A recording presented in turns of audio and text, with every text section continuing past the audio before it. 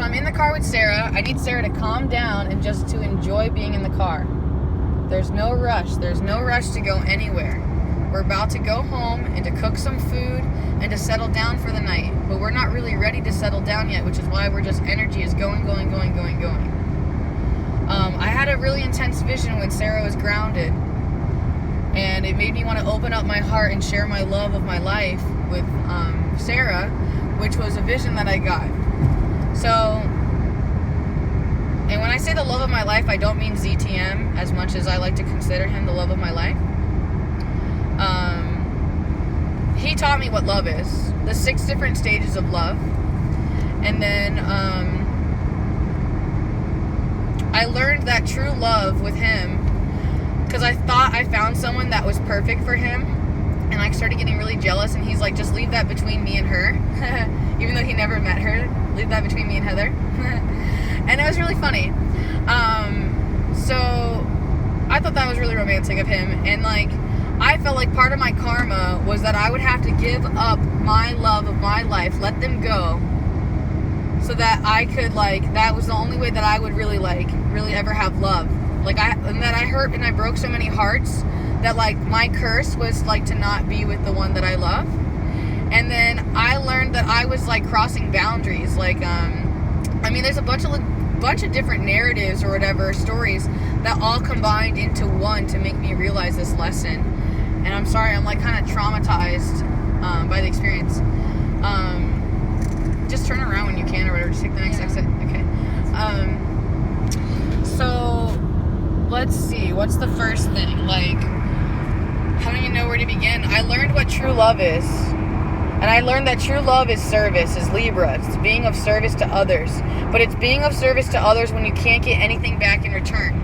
And then the way that you love people is you see yourself in others. And you see versions of yourself that you want to be. And you can gather these pieces of those people and have it live on inside of you as you.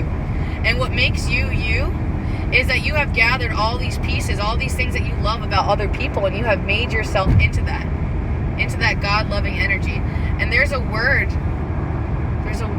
That's why God made us stop, because there's a word that I'm supposed to add into this video. I'm going to have to learn editing. I'm going to have to get iMovie and learn how to chop and edit. I might just chop and edit these 3 clips together. Or I don't know. Maybe I'll just do that now. I don't know what I'm saying, okay? I just know that I'm learning how to, like, grow and evolve myself and my intentions. And I'm trying to remove the unnecessary narratives. But in order for me to stay with my even keel, I have to speak my language. It's my center, not yours. You're not going to understand my center, my purpose. I know and understand my purpose.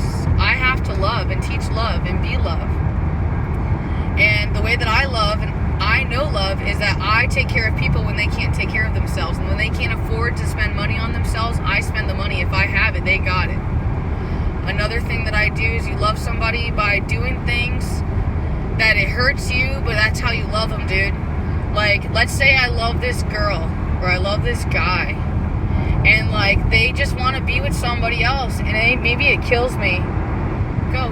Maybe it kills me, but like that's how I love.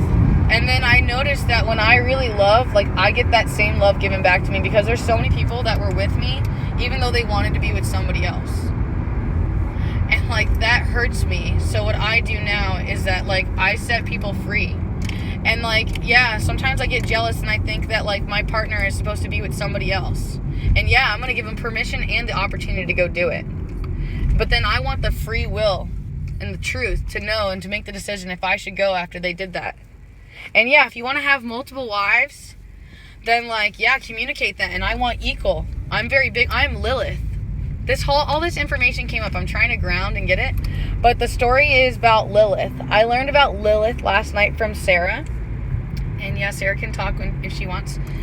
So this can be a co-creation if she wants. But she's trying to hear me out. So I appreciate her leaving all this space for me here. She's very patient and talented at loving. And she teaches me how to love just by being around. Her grace is just so amazing. Her feminine nature. Just hold on, I'm trying to come back. So Sarah taught me yesterday about Lilith. And I found out that God actually made Lilith as the first woman, who was actually made of all the elements too. But then Lilith, the story of Lilith, excuse the perverted language, but let me be the teacher of the sexual energy. Lilith wanted to be on top and to make love to Adam and to rule Adam in that way. But then Adam wanted to be in control and to rule. So God took a piece of Adam from his rib and made another woman, Eve. Well, Lilith, after they tried to have... I might need you to go louder.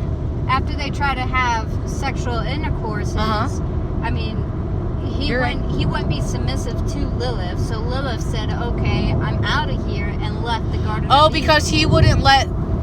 Because it's about the equal thing. It's because they're supposed to take turns being on top. Yeah, basically. Yeah, I hear it. Who's ruling? Which is funny because I was just telling Sarah before we got on camera how, like, we need to work on commanding our boundaries. Like I was telling her when we go into Walmart, like, listen, I want you to be daddy dom. Like, that's the language I gave her, you know? Like I'm just going to be baby. You take over. I have no say. You have all the money. Just rule. And I'm going to be a big kid. I'm going to want to play. I want to buy this and buy that. But I need you to just do our job. We go in, we go out. So I had to tell her that boundary because both of us were like kind of subby to like the spirit or whatever, and we both wanted to buy stuff, but we both don't really have money, and we're both trying to make a living just doing what makes us happy, which is like doing readings and being of service the way God has created us to be of service. And this Matrix, Illuminati, or whatever, the dark energy, I'm starting to lose my faith in the Illuminati and the Freemasons being dark workers. I know that there are dark workers who are hiding themselves behind those lineages, and that's where all the magic is being expressed, and I think it's the reptilians, the reptilian races, or something like that, like Alpha Centauri, or something like that. You have to understand, like... Oh my God. Freemasons? Okay, I don't even care about that right now. Can we go back to the Freemasons? This has to do with... But Freemasons has something to do with this. It has to do with man. I'm all triggered. Hold on, I just heard another narrative about Lilith, and I can't even hear it because we're crossing boundaries or whatever. Like, my whole head is just exploding. I'm losing it. Maybe you'll give it to me again. I'm totally judging the process. I love you. Okay.